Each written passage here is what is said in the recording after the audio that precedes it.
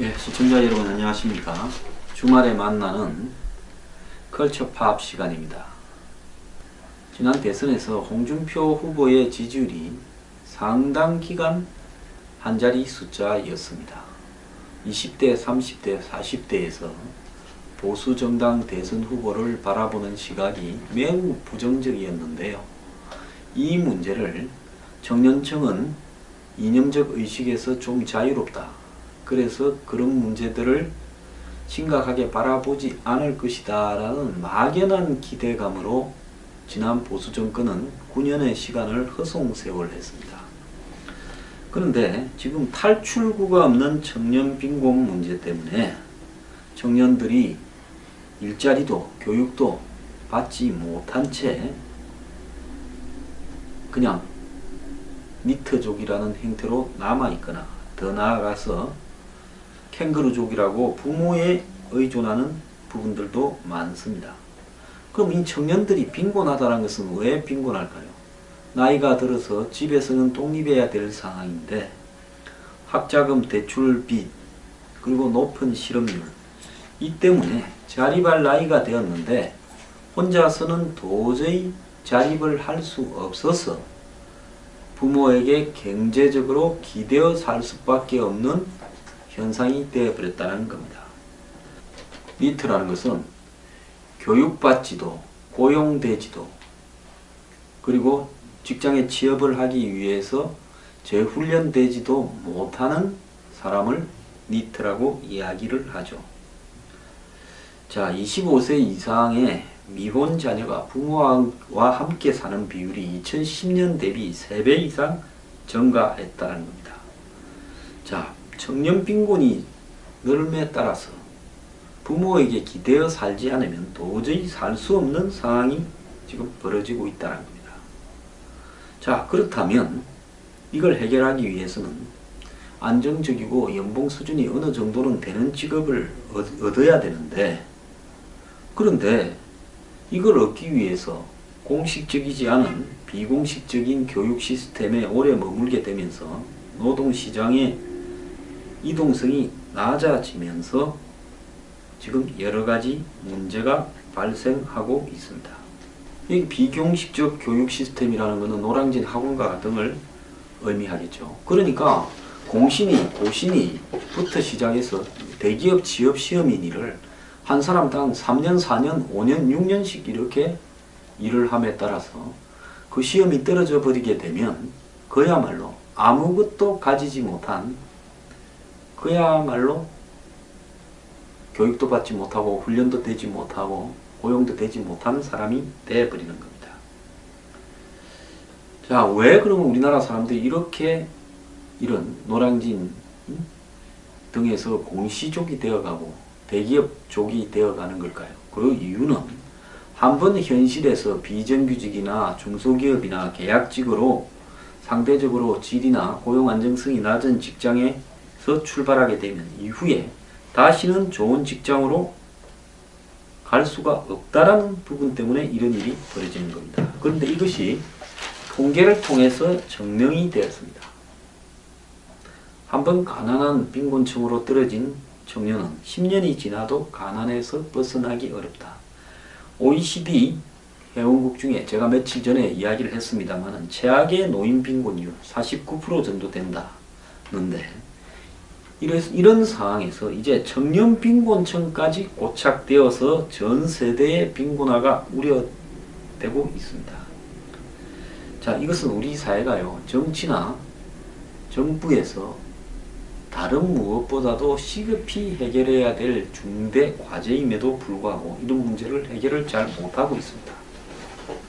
보건사회연구원에 따르면 2006년에 19에서 34세의 청년 빈곤율과 10년 뒤 2015년에 29에서 44세 청년 빈곤율을 비교를 해봤습니다. 그러니까 2006년에 19세가 2016년에는 29세, 2006년에 34세가 2015년에는 44세가 되지 않습니까? 근데 빈곤율이 거의 비슷합니다. 2006년에 6.7%인데 또 2007년에 6.5%였는데 10년 후인 2015년에 6.3%라는 겁니다. 그래서 청년 때 한번 빈곤층이 되어버리면 나이가 들어도 아무리 그 10년 동안에 자기가 할 수 있는 최상의 일을 하더라도 빈곤층에서 벗어나기가 어렵다라는 것을 보여주는데요. 또 임시직, 일용직, 실업, 진학, 취업 준비, 구직 포기 등 불안정 고용 상태에 놓여 있는 청년층 규모가 30% 후반대에 지금 가깝다라는 이야기도 있습니다. 또 주택시장이 전세에서 월세화로 진전되면서 청년층이 한마디로 자산 축적이 어렵게 되어가고 있다. 오늘 한 영국의 젊은 청년이 한국의 전세 제도가 너무 좋더라. 이 한국의 전세 제도 때문에 자기가 재산을 축적할 수 있었다라는 그런 어떤 칼럼을 하나 쓴 걸 봤습니다. 1인 가구 중에 월세를 내는 사람이 절반 정도에 해당이 된다는 겁니다. 자, 문재인 대통령은 공공일자리 81만 개부터 청년 우선 고용, 그리고 청년 임대주택 30만 호, 청년 구직 촉진 수당 제공 등 이야기를 하고 있지만은 지금 청년층들은 자기 힘으로 도저히 해결하지 못하는 빚의 늪에 빠져 있다는 겁니다.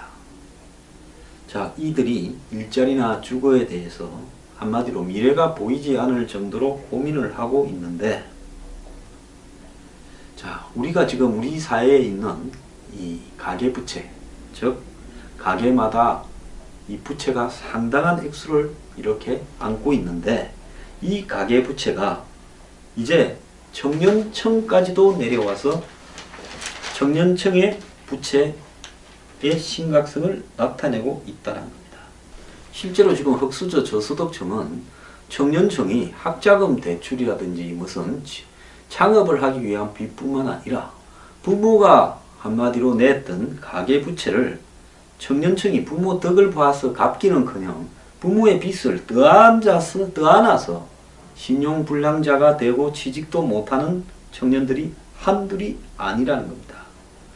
이런 청년의 빈곤 문제를 사회적인 어떤 의제로 제기를 해서 시작부터 이런 사람들은 나중에 우리 사회에 바닥에서 헤어나지 못한다라는 부분들을 어떻게 극복시킬 건가. 특히 학자금 대출과 관련해서 청년이 2, 3천만 원의 빚을 지고 사회를 놓는 부분을 어떻게 해결할 건가 하는 부분에 있어서 정부가 심각하게 고민을 해야 된다 생각하고 있습니다. 지금 청년층의 주거와 관련해서 보면 소득 한 달 번 것 중에서 임대료 비율이 30%가 넘는 계층이 60.2%입니다. 자, 청년층의 순월세가 4.3%, 준월세가 29%, 그 다음에 전세 걸어놓고 월세도 좀 내는 준전세가 10%. 그래서 이걸 다 합치면 한마디로 43%가 청년층이 거의 월세에 지금 시달리고 있고, 청년층의 전세 비율은 56% 정도밖에 되지 않습니다. 벌어서 30%를 임대료로 내게 된다면 나머지 70%를 가지고 살아가기가 거의 어렵다라고 이렇게 봐야 됩니다. OECD 평균 청년 빈곤율이 13.9%라는데 우리나라 청년 빈곤율은 뭐 6%대. 이래서 OECD의 절반 수준이다 어쩐다 하는데, 여기에는 우리나라의 통계상의 문제가 많다는 겁니다. OECD 국가들은 대부분 고등학교를 가면 졸업해서 이 독자적인 가구를 갖다가 이렇게 구성을 하지만은 우리는 고등학교를 마치고 대학을 다니고 그리고 또 취업 공부를 하고 또 취업 초기 단계에서도 부모한테 얹혀 살기 때문에 한마디로 우리나라의 청년 빈곤율이 상당히 잘못 책정되어 있다 이렇게 봐야 되고요. 자, 부모로부터 독립한 청년 1인 가구를 중심으로 청년 빈곤율을 따지게 되면 우리는 20%가량 된다는 겁니다. 그러니까 세계에서 가장 청년 빈곤율이 높은 국가라는 겁니다. 청년 가구 5개 중에 하나가 한마디로 전체 평균치 소득의 50%도 안 되는 수준으로 살아가고 있다는 겁니다. 자, 문제는 대한민국의 실업자의 절반이 지금 청년층이고, 또 청년들이 첫 일자리를 얻기까지 평균 11개월이 걸리고, 이렇게 해서 얻은 일자리의 대부분은 질이 좋지 않은 낮은 수준의 일자리라는 겁니다. 자, 20대 근로자 가운데 비정규직이 45.9%에 이르고, 이런 비정규직은 일자리 자체도 불안할 뿐만 아니라 월급도 정규직의 절반밖에 안 된다는 겁니다. 그러니까 취업도 좋은데 안 되고 일자리도 구하기 어렵고 주거 환경은 악화되고 이러다 보니까 이런 청년 세대의 평균 처분 가능 소득은 2006년에 221만원에서 2015년에는 286만원입니다. 중간에 좀 올라갔다가 다시 내려와 버렸습니다. 여기에 대학생 1인당 평균 취업 비용이 얼마인 줄 아십니까? 대학교 졸업하고 취업하는 데 드는 비용이 평균 4,300만원이라는 겁니다. 자, 그리고 신한은행이 내놓은 보고서에 따르면 20대의 3분의 1은 학자금 대출을 이용해서 이 사회에 첫 대출을 받는다는 겁니다. 하긴 뭐 대학 가기 전에야 대출 받을 일이 있었겠습니까? 그런데 첫 대출금이 얼마냐? 1,300만 원이라는 겁니다. 자, 이런 상황에서 19세에서 34세 청년층의 1인 가구 34만 명 중에서 12만 명, 서울에 34만 명입니다. 19세에서 34세 청년 가구가요. 그래서 34만 명 중에서 3분의 1이 넘는 12만 명이 주거 빈곤에서 거주하고 있다라는 거고, 이러다 보니까 지금 인구 1000명당 혼인 건수가 5.5건으로 떨어졌고, 작년에 또 이것은 70년에 통계를 낸 이후에 최저 수준이고, 합계 출산율은 1.17로 지금 역사상 가장 낮은 단계이고, 1000명이 몇 명의 애를 놓느냐라고 봤을 때는 7.9명으로 역대 최저치라는 겁니다. 우리나라의 니트족 비중이 OECD 평균 15.8%보다도 훨씬 높았고, 한국 니트족의 특징은 학력 수준별로 차이가 거의 없고, 즉 고학력이든 저학력이든 니트족이라는 거죠. 비구직 니트 비중이 84%로 OECD 평균 56%에 비해 크게 높았다는 겁니다. 그러니까 한마디로 니트족 가운데 아예 그냥 직장을 구하려는 걸 포기한 니트족 비중이 한국이 압도적으로 높다는 겁니다. 자, 여기서 이제 한번 계산을 해봅시다. 학자금 대출에, 창업 대출에 빚들이 쌓여 있습니다. 심지어 가계빚을 떠안기도 합니다. 제가 아는 한 어떤 학생은 부모가 다 이렇게 중병이 걸려고 본인이 동생들을 데리고 한마디로 집을 먹여 살리는 그런 안타까운 학생도 몇몇 봤습니다.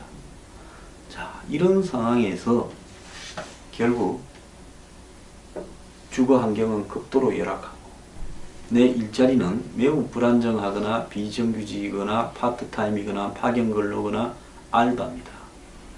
자, 이런 상황에서 어떻게 내가 간 청년 빈곤을 벗어나서 19세 때도 빈곤했는데 29세 때도 빈곤할 수밖에 없는 이런 상황을 탈피할 수 있겠는가?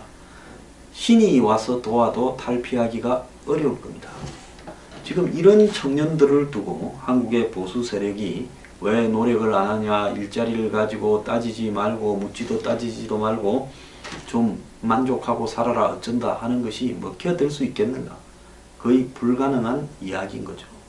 근데 이들 보고 부자에게는 자유를 준다든지, 더 나아가서 이들을 무슨 복지의 대상으로만 생각을 한다든지, 더 나아가서 이들에게 사회에 불만을 가지지 말고 열심히 노력해라. 너네들은 해보지도 않고 실망하냐? 왜 중소기업 안 가냐?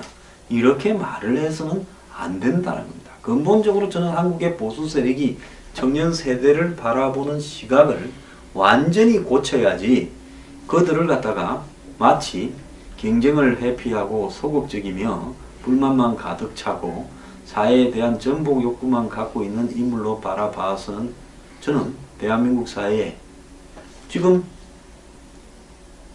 25세가 10년 뒤에도 35세 때도 가난할 겁니다. 이 사람은 45세가 돼도 95%는 가난할 겁니다. 그렇다면 이제 40대 등 돌리고 처음에 20대 등 돌렸다가 30대 등 돌리고 40대 등 돌리고 이제는 50대도 등을 돌리고 있지 않습니까? 이번 대선에서 나오지 않았습니까? 50대도 문재인 비율이 훨씬 높아요. 이렇다면 보수는 이 사회의 청년 문제를 어떻게 해결해야 될 건가 하는 부분에서 재벌한테 신경 쓰는 거 한 10분의 1이라도 신경을 써야 된다는 겁니다. 그러지 않는 이상은 보수가 대선에서 총선에서 승리할 가능성은 거의 별로 없어져 가고 있고 우리 사회가 저출산 고령화를 면할 방법도 없거니와 더 나아가서 우리가 소득 33만 불에 이렇게 도달할 가능성도 없다는 것이 제 생각입니다. 자, 이래도 청년들에게 모든 문제를 전가하고 그들의 자세를 탓하면서 우리 사회가 청년들이 약해 빠져서 그렇다고 타령만 할 수 있겠습니까? 청년 빈곤 문제요. 정말 국가적으로, 정치적으로, 사회적으로 모두가 가장 우선적으로 해결해야 될 과제라고 생각을 하고 이 부분의 해결에 전 역량을 동원해야 될 때입니다.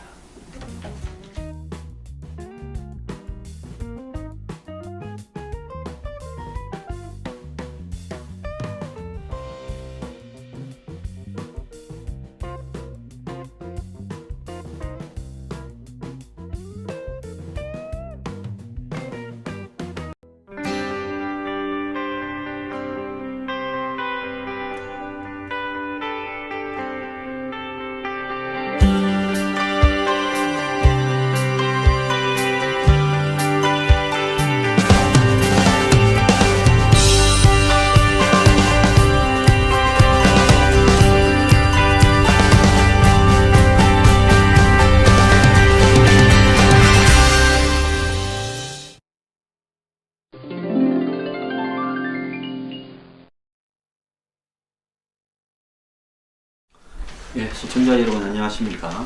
주말에 만나는 컬처 팝 시간입니다.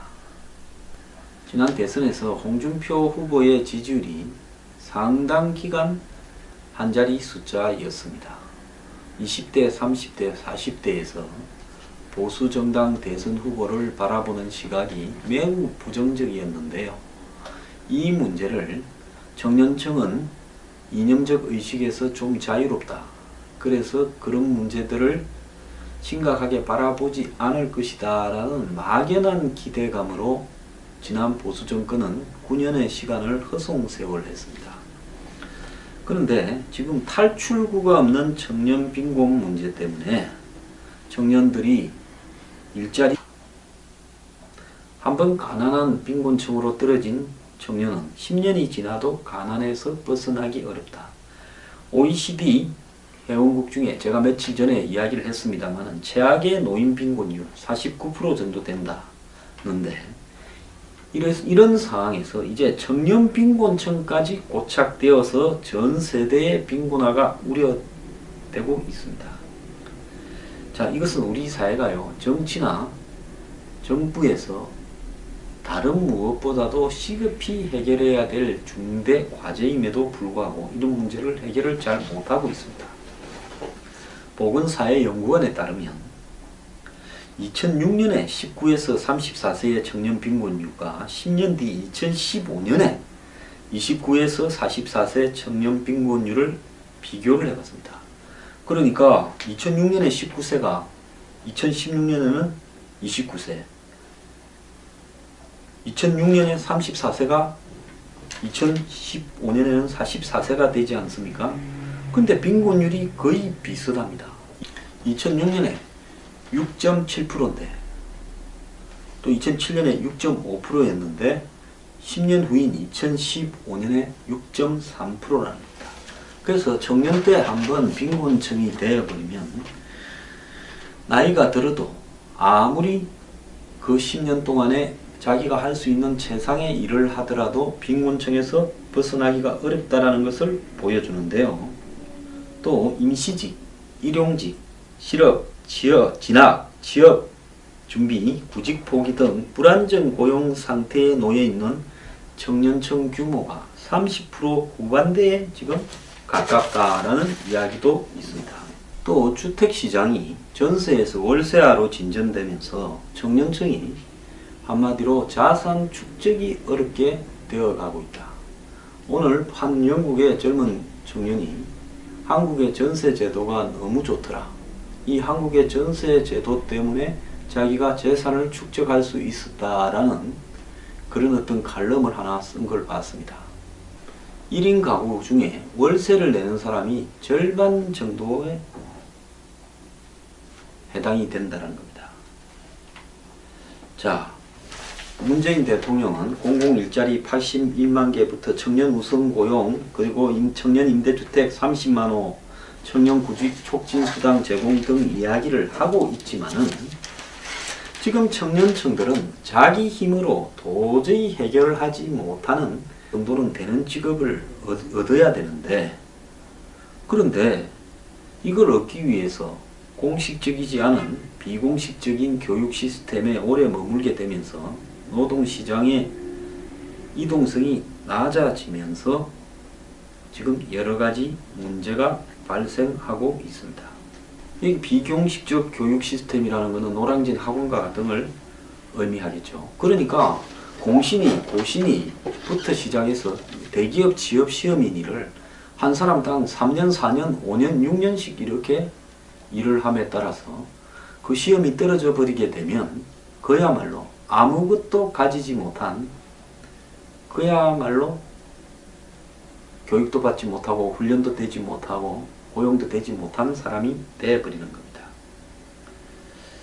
자, 왜 그러면 우리나라 사람들이 이렇게 이런 노량진 등에서 공시족이 되어가고 대기업족이 되어가는 걸까요? 그 이유는 한번 현실에서 비정규직이나 중소기업이나 계약직으로 상대적으로 질이나 고용 안정성이 낮은 직장에서 출발하게 되면 이후에 다시는 좋은 직장으로 갈 수가 없다라는 부분 때문에 이런 일이 벌어지는 겁니다. 그런데 이것이 통계를 통해서 증명이 되었습니다. 또 교육도 받지 못한 채 그냥 니트족이라는 형태로 남아있거나 더 나아가서 캥거루족이라고 부모에 의존하는 부분들도 많습니다. 그럼 이 청년들이 빈곤하다는 것은 왜 빈곤할까요? 나이가 들어서 집에서는 독립해야 될 상황인데 학자금 대출 빚, 그리고 높은 실업률, 이 때문에 자립할 나이가 되었는데 혼자서는 도저히 자립을 할 수 없어서 부모에게 경제적으로 기대어 살 수밖에 없는 현상이 되어버렸다는 겁니다. 니트라는 것은 교육받지도 고용되지도 그리고 직장에 취업을 하기 위해서 재훈련되지도 못하는 사람을 니트라고 이야기를 하죠. 자, 25세 이상의 미혼 자녀가 부모와 함께 사는 비율이 2010년 대비 3배 이상 증가했다는 겁니다. 자, 청년 빈곤이 늘음에 따라서 부모에게 기대어 살지 않으면 도저히 살 수 없는 상황이 지금 벌어지고 있다는 겁니다. 자, 그렇다면 이걸 해결하기 위해서는 안정적이고 연봉 수준이 어느 정도